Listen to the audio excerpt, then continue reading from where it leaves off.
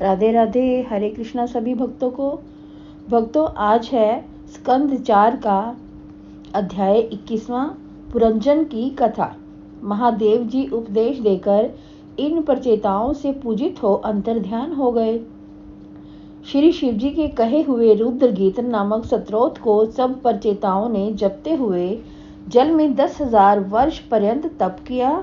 हे विदुर महाराज, प्राचीन बरही का मन कर्मों में आसक्त था, इसलिए श्री नारद जी ने महाराज को ज्ञान उपदेश किया।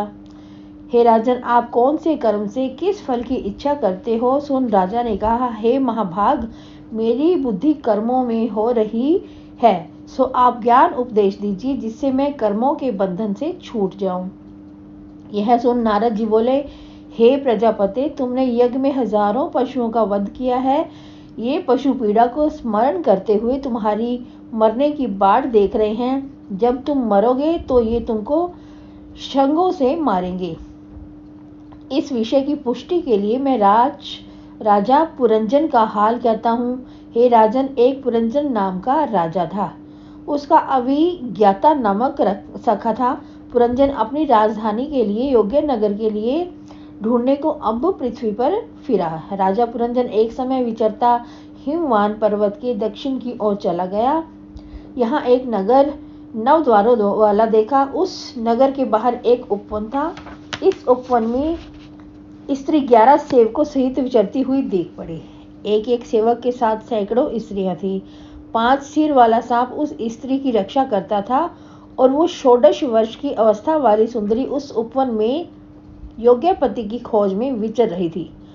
उसकी लज्जा भरी मुस्कान से, चंचल नैनों वाली की घूमती हुई भ्रिकुटी रूप, धनुष से नेत्रों की बनी रूप पंख वाली कटाक्ष रूपी वाणी से राजा पुरंजन बिंद गया। मोहित होकर राजा उससे पूछने लगा, हे कमल नयनी, तुम कौन हो?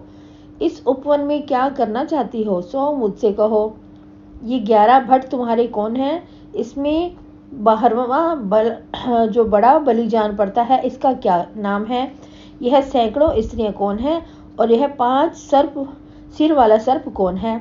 तुम मुनि के युक्त देख पड़ती हो। इस वन में किसकी खोज में विचर रही हो? जो प्रीतम होगा उसके मनोरथ तुम्हारे चरण अरविंद के प्रभाव से परिपूर्ण हो जाते होंगे।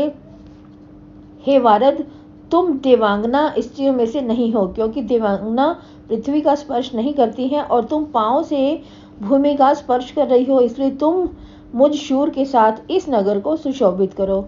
श्री नारद जी कहते हैं, वीर, इस प्रकार पुरंजन उस नारी के सम्मुख प्रार्थना कर रहा था। तब वह सुंदरी भी राजा को देख मोहित हो गई और आदर पूर्वक उसकी प्रार्थना स्वीकार कर बोली, हे पुरुषोत्तम, मैं अपने उत्पन्नकर्ता को अच्छी तरह नहीं जानती कि हम सबको किसने उत्पन्न किया है। मैंने जब से होश संभाला है उस दिन से इस पुरी को ही जानती हूँ।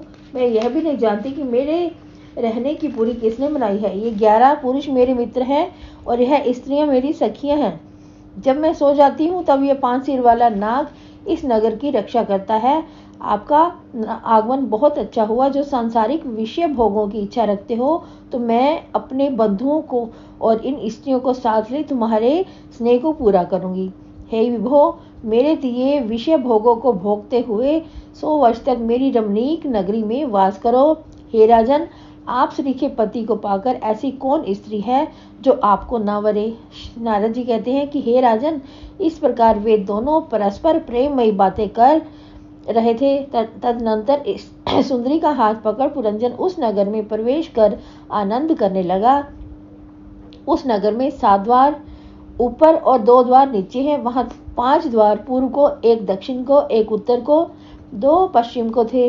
हे राजन, अब इनके नाम कहता हूँ। पूर्व की ओर खद्योता और अविर्मुखी 2 नेत्र हैं। इनमें पुरंजन राज विभ्राजित नाम देश, रूप विद्युमान नाम चक्षु इंद्रिय मित्र के साथ सैर को जाता है। नलिनी और नलिनी नामक 2 द्वार पूर्व की ओर हैं। इन द्वारों से पुरंजन अवधून घ्राण नाम सखा के साथ सौरभ नाम देश में सैर को जाता है। उसी और मुख्य नाम 5वां द्वार है। इसमें पुरंजन अपन संभाषण और बहुधन अन्य देशों में अपने रसज्ञ यानी कि जीवा नाम मित्र के साथ सैर करने को जाता है। हे नृप, दक्षिण की ओर पितृह नाम द्वार है। इससे राजा पांचाल देश कर्मकांड विषयक शास्त्र में श्रुतधर नामक है, जिसका नाम कर्ण इंद्रिय है, मित्र के साथ हवाखोरी को जाता है, तथा देवहु उत्तर का द्वार है, जिससे राजा देश में उसी श्रुवधार नाम मित्र के साथ शहर को जाता है, और आसुरी नाम पश्चिम द्वार से पुरंजन नाम देश में दुर्मुद नाम मित्र के साथ शहर को जाता है। पश्चिम की ओर निवृत्ति नाम द्वार से राजा लुब्धक नाम मित्र के साथ वैशस नाम देश में शहर को जाता है। इस नव द्वार के अतिरिक्त बिरबाक और पेशस्कृत द्वार से काम करता है। वह निहुचीन नाम मंत्री के साथ जब अंतपुर में आता है, तब स्त्री और पुत्रों मोह, कार्य, प्रसाद और हर्ष को प्राप्त होता है। इस प्रकार कामी और ठगाया हुआ पुरंजन स्त्री की आज्ञा अनुसार कार्य करने लगता है। इसकी स्त्री जब मदिरा पीती है, तब आप भी पीकर मद में विवल हो जाता है। जब खाती है तब आप भी खाता है, गाती है तो गाने लगता है, रोती है तो पुरंजन भी रोने लगता है, और जब हंसती है तो पुरंजन भी हंसने लगता है, बोलती है तो वो भी बोलने लगता है।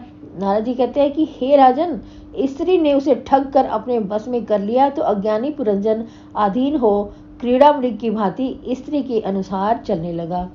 नारद जी कहने लगे, हे महाराज, पुरंजनी ने पुरंजन को मधुर वचन और सुंदर कटाक्षों से मोहित करके वश में कर लिया। राजा ऐसा आसक्त हो गया कि रात्रि दिवस को भी भूल गया। हे राजेंद्र, उत्तम शैया पर स्त्री के हाथ का तकिया बना शयन कर राजा पुरंजन उस स्त्री ही को पुरुषार्थ रूप मानता हुआ परमात्मा को भूल गया।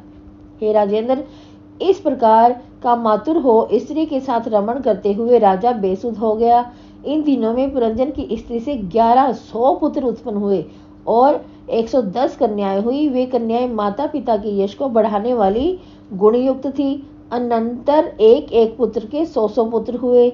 उससे पुरंजन का वंश बहुत ही बढ़ता गया। घर में धन पुत्र पुत्रों के साथ वशीभूत हो मोह जाल में फंस या राजा बंधन में फंस गया।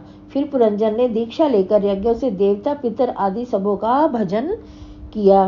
पुरंजन की वृद्धावस्था आ पहुंची, जो यौवनमत स्त्रियों को अप्रिय है। उस समय गंधर्वों के राजा चंडवेग के पास 360 गंधर्व निवास करते थे, और उन गंधर्वों की 360 स्त्रियां थीं, जिनमें आधी काली और आधी श्वेता थी। उन्होंने पुरंजन की नगरी को घेर लिया। उन्होंने नगरी को लूटना चाहा, परंतु 5 सिर वाले सर्प ने नगरी को लूटने नहीं दिया। वह बलवान नाग 100 वर्ष तक पर्यंत युद्ध करता रहा। जब युद्ध करने पर वह थक गया, तब उसने चिंता युक्त हो पुरंजन को चेतावनी दी, परंतु पुरंजन स्त्री के वशीभूत हुआ। अपने देश के छिन जाने व शत्रु के आने के भय से भी भयभीत नहीं हुआ। हे राजन, वो गंधर्व नगर लूटना चाहते ही थे कि काल कन्या अपने लिए वर ढूंढती हुई विचर रही थी, परंतु किसी ने उसको अंगीकार न किया।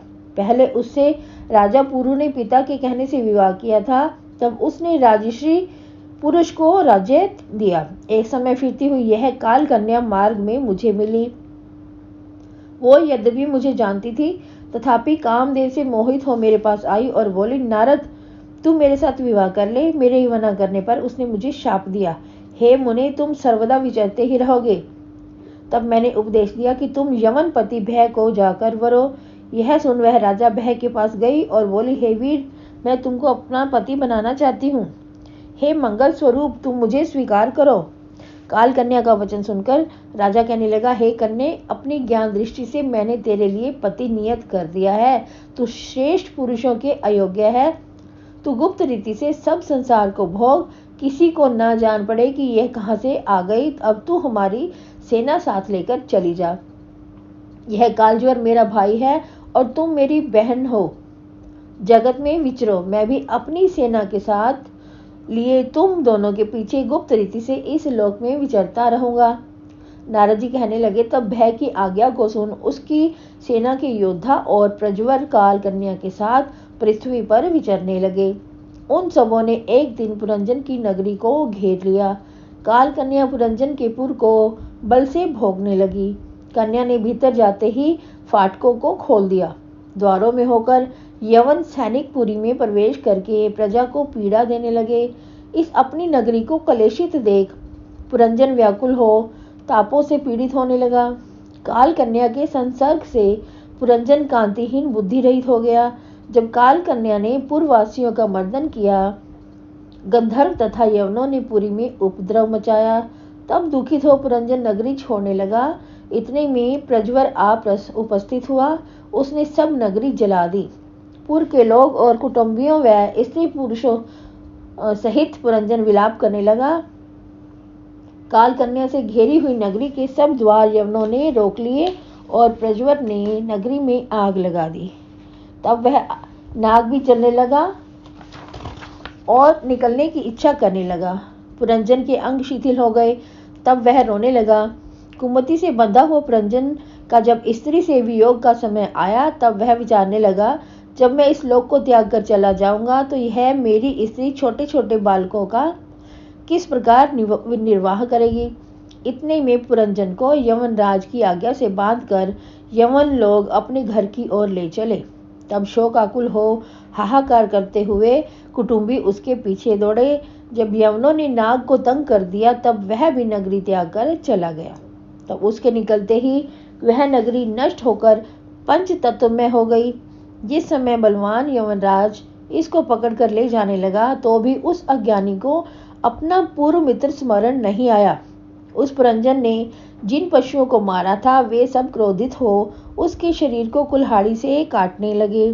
पत्नी के प्रसंग से दूषित राजा अनेक वर्षों तक नरक भोगकर मन में उसी स्त्री का चिंतन रखने से दूसरे जन्म में स्त्री पैदा हुआ। विदर्भ राज सिंह के घर में जाकर इसने कन्या का जन्म पाया। इस विदर्भ कन्या के स्वयंवर में दक्षिण देश में प्रसिद्ध पांड्य राजा आकर सब राजाओं को युद्ध में जीतकर कन्या को विवाह कर ले गया। अनंतर पांड्य राजा ने उस विदर्भी नामी स्त्री से मनोहर कन्या उत्पन्न की और फिर 7 पुत्र उत्पन्न किए। इन 7 पुत्रों में से एक एक के अनेकानेक सुत हुए। पांड्य राजा की कन्या श्यामा नाम की थी। उसका विवाह अगस्त्य मुनि के साथ हुआ था। उसने दृढ़च्युत पुत्र हुआ। इसके ईथमवाह नाम पुत्र हुआ। फिर वह पांड्य राजा पृथ्वी को अपने बेटों को बांटकर भगवान की आराधना करने की इच्छा से कुचालन पर्वत पर जाने लगा। तब वह वेदर्भी घर सुत और अपने पति के साथ चलने लगी। वहां चंद्रवसा, ताम्रपर्णी, वटोदका का नाम की नदियां बह रही थी। उनके पवित्र जल से मंजन कर दोनों ने अंतःकरण के मल को धो डाला। कंद, बीज, मूल, फल, पत्र, घास तथा जल से निर्वाह करता हुआ राजा तप करने लगा। जब तप विद्या यम नियम से वासनाएं भस्म हो गई, तब राजा इंद्रिय पवन अंतःकरण को वश में कर आत्मा को ब्रह्म समझने लगा और 100 वर्ष तक एक स्थान पर खड़ा रहा। उसको भगवान में प्रीति रखने से देह आदि वस्तुओं का कुछ भी ज्ञान ना रहा। हे राजन, तब आत्मा को ब्रह्म मानता हुआ अंत में इस अंतःकरण की वृत्ति रूप ज्ञान को भी त्याग कर जीवन मुक्त हो गया। विदर्भ कन्या पतिव्रता होने से सब सुख त्याग परम धर्मज्ञ पति की सेवा में प्रवृत्त हुई थी। यह पति के समीप रहने से शांत स्वरूप हो गई। एक दिन जब पति के चरण स्पर्श किए तो चरणों में गर्मी नहीं जान पड़ी। तब वह अबला सोच करती विलाप करने लगी, हे राजर्षि, उठो उठो। इस प्रकार विलाप करती हुई वेदर्भी पति के चरणों में गिरी। फिर चिता बनाकर उस पर पति के शरीर को रख आग लगा दी और आप भी उसमें बैठने को उद्यत हुई। हे राजन, उस समय इसका पूर्व मित्र ईश्वर ब्राह्मण का रूप धर वहां आया और धैर्य देकर उस रोती हुई वेदर्भी से बोला, तू कौन है और यह चिता में कौन है? तू मुझको जानती है, मैं तेरा सखा हूँ। सृष्टि के समय मुझ में स्थिर होकर तूने सुख विहार किए थे। हे आर्य, हम और तुम मानसरोवर वासी हंस हैं और हजारों वर्षों बिना स्थान रहे थे। फिर एक नगर मिला। नगर में 5 उपवन और वन द्वार थे। एक उसका रक्षक, 3 कोट, 6 व्यापारी और 5 हाटे। ऐसी नगरी में जा तू उस स्वामिनी का दास बन गया और उसके साथ रमण करने लगा। हे मित्र, स्त्री के प्रसंग से तेरी दुर्दशा हुई। तू पूर्व जन्मों में अपने को पुरुष मानता था और इस जन्म में स्त्री मानता है। हम दोनों हंस हैं, तू अपनी उड़ान को भूल गया है। हे मित्र, जो मैं हूँ वही नारद जी कहते हैं कि उस समय ईश्वर ने इस हृदय में रहने वाले जीवन को जब समझाया, तब जीव स्वस्थ हो अपने स्वरूप का विचार कर मैं ब्रह्मा हूँ ऐसी स्मृति को प्राप्त हो गया। हे प्राचीन बरही, मैंने पुरंजन के बहाने यह आत्मज्ञान तुझको दिखाया है।